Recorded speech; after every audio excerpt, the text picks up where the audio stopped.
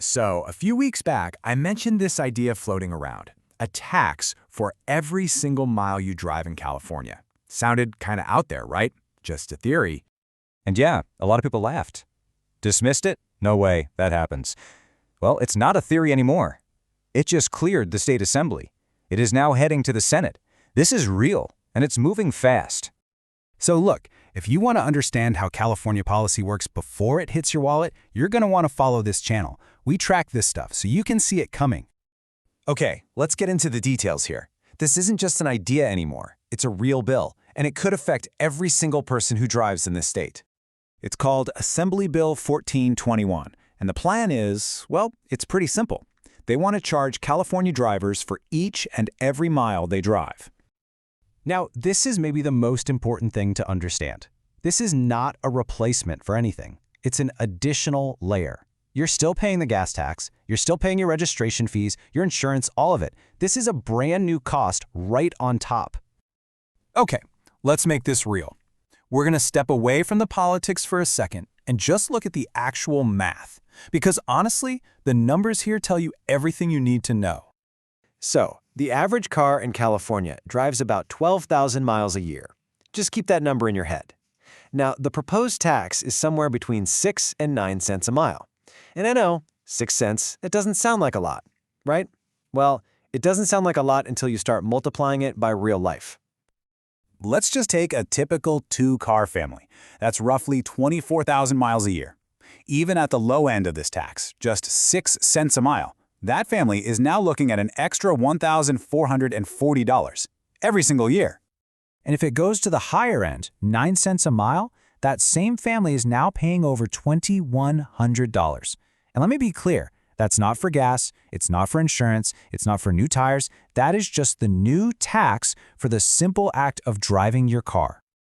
So let that sink in for a second. What's happening here is that the state is turning driving itself into a new taxable event. You get in your car, you start paying. This shows you how small fees, they scale into really big costs really fast. But you know, it's not just about the money. There's another cost here, one that a lot of people aren't talking about yet, and that's the cost to your privacy.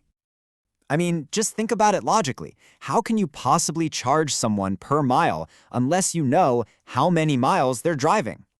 Here's how it would have to work. Right now, the state gets your mileage, from smog checks, from registration, but that's just a snapshot in time.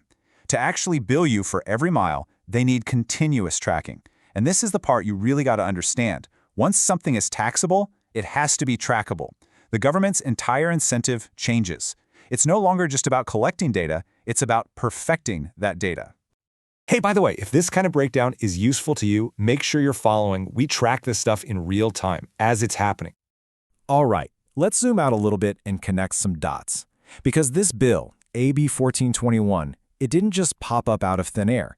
It's actually part of a much bigger pattern we've been seeing for a few years now. So this isn't the first time they've tried this. Back in 2023, there was a regional proposal down in Southern California. It got a ton of public backlash, and they pulled it. But the idea didn't go away. Last year, the concept of charging for vehicle miles traveled, or VMT, got quietly slipped into the budget tied to new housing construction fees. And now, here we are today, and it's back as a full-blown statewide bill. So what does that mean, the housing connection? Well, that VMT rule basically says if you build a new home in a place where people have to drive, which, let's be honest, is most of California, the fees to build that home are higher. So the policy is already connecting the cost of driving to the cost of a house. So it seems like whenever the state needs more money, instead of looking at the big underlying problems, the one solution it keeps coming back to again and again is you. But listen, this is not a done deal. The bill still has to get through the Senate, and that's a huge step. So this isn't the time for despair. This is the time to talk about how to turn this concern into real action. Arguing in the comments section, that's not what changes policy. What actually moves the needle is when public pressure becomes, well, inconvenient for the people making the laws. And what does that look like? It's simple, direct stuff. Phone calls, emails, actually showing up.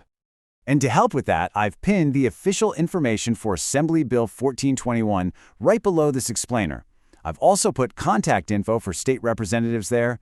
Please don't just take my word for any of this. Go read the bill for yourself. I'm going to keep tracking this bill, see how it moves through the Senate, and who is supporting it. So if you want those updates without all the extra noise and spin, make sure you're following. So that leaves us with the big question at the end of all this. Is a per-mile tax really about improving roads? Or is it about creating a brand new, permanent way to generate revenue for the state? I'm curious what you think. Let me know down in the comments.